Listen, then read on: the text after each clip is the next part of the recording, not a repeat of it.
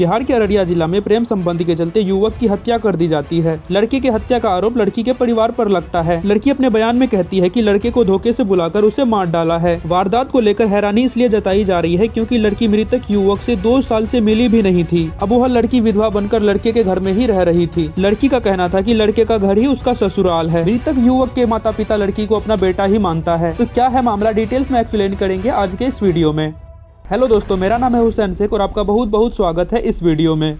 अररिया के रानीगंज थाना क्षेत्र में 2 गांव है, बरौवा और रहरिया। दोनों युवक युवती के गांवों के बीच 35 किलोमीटर की दूरी है। बरौवा के धीरेन्द्र यादव की 19 साल की बेटी आरती है और रहरिया गांव के छोटू यादव हैं जो कि 22 साल के हैं। आरती और छोटू के बीच लगभग 2 साल से बात होती थी। दरअसल छोटू का जो ननिहाल था ना, वो बरौवा में ही पड़ता था जहाँ पे आरती का घर है। और ऐसा बिल्कुल भी नहीं था कि दोनों साथ में पढ़ते थे या फिर क्लास फ्रेंड थे। बस ऐसे ही कभी कदाल छोटू वहाँ पे आता था तो एक दूसरे से प्यार हो गया। हालांकि स्टार्टिंग में छोटू का प्रपोजल आरती ठुकराती भी है, बट फिर बाद में प्यार हो जाता है तो दोनों में बातचीत स्टार्ट हो जाता है। आरती और छोटू चाहता है कि हम दोनों शादी कर ले। इन दोनों के प्यार के बारे में घर में लगभग सभी लोग को पता था, सिवाय आरती के पिता के। और आरती की भाभी जो है ना, कभी कभी बात भी करती थी छोटू से। आरती ने मीडिया से बातचीत में कहा कि उसके घर वालों को दोनों के संबंध में बारे में जब पता चला तो घर वाले काफी विरोध भी किए थे। फिर 5 जुलाई का रात आता है। ये रात एक ऐसा रात था जो भी सुना इसके बारे में वो दहल सा गया। दरअसल 5 जुलाई की रात को आरती की भाभी यानी कि रूबी कुमारी छोटू को फोन करती है। आरती की भाभी छोटू से कहती है फोन पे, छोटू जी आप घर आ जाइए, आपके और आरती के शादी के बारे में आपसे बात करना है। तो छोटू उससे काफी प्यार भी करता था आरती से, तो काफी वो खुश हो गया कि चलो भाई शादी हो जाएगा तो बढ़िया होगा। तो वो बिना बताए किसी को ना आगे ना पीछे देखा, बस उसके घर चल गया। और छोटू को जरा सा भी भनक नहीं था कि आज उसके साथ में क्या होने वाला है। हम और आप इमेजिन भी नहीं कर सकते हैं जो चीज उनके साथ में गुजरा, हम लोग इमेजिन तक नहीं कर सकते हैं। बहुत ही खौफनाक घटना घटा उस रात को उसके साथ। छोटू जब आरती के घर आता है तो आरती की भाभी उसे एक कमरे में लेके जाती है। उस कमरे में जाके उसे बंद कर देती है। कहती है कि आप यहाँ पे बैठिए, हम सबको बुला के लाते हैं, उसके बाद बातचीत करेंगे। और दिक्कत ये भी था कि छोटू जो है ना, आरती को भी नहीं बताया था कि हम आपके घर आ रहे हैं। और रात का समय था और बाथरूम जाने के लिए आरती बाहर निकलती है और वहाँ पे वो छोटू को देखकर काफी ज्यादा हैरान हो जाती है। वो छोटू से कहती है कि आप यहाँ पे क्या कर रहे हैं, पागल हैं आप। और कहती है कि आप हमारे घर वाले को नहीं जानते हैं, वो आपको मार देंगे। छोटू को इसके बात पर विश्वास ही नहीं हो रहा था। छोटू कहता है कि ऐसा कुछ भी नहीं होने वाला है, आपकी भाभी बुलाई थी फोन करके कि आप दोनों की शादी करवा देंगे, इसलिए हम यहाँ पे आए हैं, ऐसा छोटू कहता है आरती से। इसके बाद कुछ और भी बात हुआ होगा, तभी में उसके घर वाले आ जाते हैं वहाँ पे। आरती के घर वाले आरती को वहाँ से दूसरे कमरे में उसे भी बंद कर देता है। उसके बाद छोटू को लड़की के घर वाले जमकर पीटता है। छोटू काफी ज्यादा चिल्लाता चीखता था। आरती बोलती भी थी घर वाले से कि उसे छोड़ दीजिए, उसे माफ कर दीजिए, लेकिन उसकी एक न सुना किसी ने। आरती छोटू के मामा के घर भी जाती है। आरती उसके मामा से कहती है कि छोटू को काफी मार रहा है, उसको जान मार देगा, आप बचा लीजिए उन्हें। मीडिया से बातचीत करते हुए आरती बताती है कि उसके मामा आए थे या नहीं उसे पता नहीं है। आरती थोड़ा सा दिमाग लगाती है और उसके पिता को कॉल कर देती है, यानी कि छोटू के पिता उमेश यादव को कॉल कर देती है। कहती है कि यहाँ पे छोटू को काफी ज्यादा मारपीट कर रहा है, वो मर जाएगा, आप बचा लीजिए आके। वहाँ पे थोड़ा सा मिस्टेक ये हो गया कि उमेश यादव अकेले ही चल गए। अगर उस रात वो कुछ आदमी को साथ में लेकर जाते तो शायद उसका जान उस रात बच जाता। उमेश यादव वहाँ पे जाता है, आरती के पिता से बोलता भी है कि उसे छोड़ दीजिए, बच्चा है, माफ कर दीजिए। उस टाइम तक वो छोटू जिंदा था वहाँ पे, लेकिन उमेश यादव का वहाँ पे एक भी नहीं सुना जाता है। उस टाइम के बाद वहाँ पे काफी सारे लोग आ जाते हैं, किसी को भी अंदर जाने के लिए नहीं दिया जाता है। जबरदस्ती जब गेट तोड़ के अंदर जाता है तो देखता है कि छोटू मरा पड़ा हुआ है बिस्तर पे, और पता चलता है कि छोटू को काफी ज्यादा मारा पीटा गया है और उसे बिजली का करंट लगा के मारा गया है और उसके हाथ पैर का नाखून भी उखाड़ा गया है। सच में गाइस, मैं जब ये बता रहा हूँ मेरे अंदर में एक भय सा पैदा हो गया है। कोई भी इतना इंसान बेरहम कैसे हो सकता है कि किसी को इस तरीके से मार सकता है।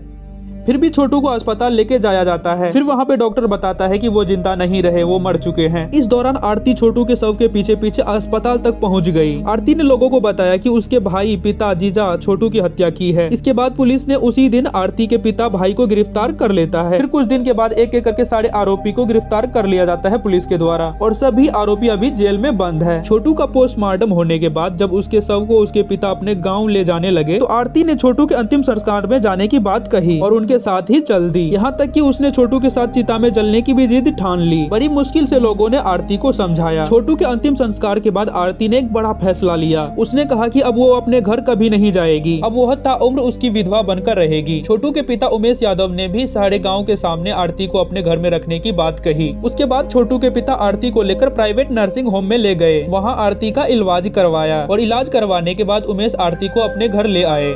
और लगभग 4 महीने के बाद आरती का शादी छोटू के बड़े भाई मनु से करा दिया जाता है। जब आरती का शादी छोटू के बड़े भाई मनु से हो जाता है तो एक से बढ़कर एक सवाल खड़ा होने लगता है वहाँ पे, और ये सवाल के चक्कर में काफी बार मीडिया से झड़प भी हो गया छोटू के घर वालों से। सवाल ये था कि छोटू का हत्या से 1 साल भी सही ढंग से हुआ नहीं है, आरती कैसे दूसरा शादी कर सकती है। दूसरा सवाल ये था कि जब वो इस घर में विधवा बनकर रह रही थी तो छोटू का बड़ा भाई यानी कि मनु आरती का भैंसुर हो गया तो उसके साथ शादी कैसे हो सकता है। तो ये दोनों सवाल लेकर मीडिया उसके सामने में काफी सारा प्रेशर करके पूछ रही थी। आरती कहती है कि हम लड़की है, हमारा जीवन ऐसे नहीं गुजर सकता है, हमको आगे का जीवन जीने के लिए शादी तो करना ही पड़ेगा ना। और ये चीज कहीं ना कहीं सही भी है। तो वो वहाँ पे शादी नहीं करती तो न घर की रहती न घाट की रहती। दूसरा सवाल ये था कि जब वो विधवा बनकर इस घर में रह रही थी तो भैंसुर से शादी कैसे कर सकती है। तो इसका जवाब ये था कि वो तो पहले शादी तो हुआ ही नहीं था तो विधवा किस हिसाब से हो गया। ये बात भी बिल्कुल सही है, जब शादी हुआ ही नहीं था तो विधवा किस हिसाब से हो गया। हाँ, उस टाइम पे कहा गया था कि विधवा बनकर रहेंगे, लेकिन उस टाइम का मोमेंट कुछ अलग था। आरती कहती है कि छोटू के हत्यारों को सजा दिलवाने के लिए हमने ये शादी किया है, और ये समाज के अनुसार देखा जाए तो कोई भी कुंवारी लड़की दूसरे के घर में कितना दिन रह सकती है आखिर। और ये जो था ना समाज का ही फैसला था, और ये समाज फैसला किया था कि छोटू के बड़े भाई से उसका शादी होना चाहिए जब ये घर में रह रही है। तो खैर केस अभी भी चल रहा है। अब इंटरेस्टिंग बात ये होगा कि क्या सजा मिलता है उन आरोपियों को। तो आज के लिए बस इतना ही। वीडियो अगर अच्छा लगा हो तो लाइक कर दीजिए, और ऐसी कंटेंट देखने के लिए हमारे चैनल को भी सब्सक्राइब कर सकते हैं।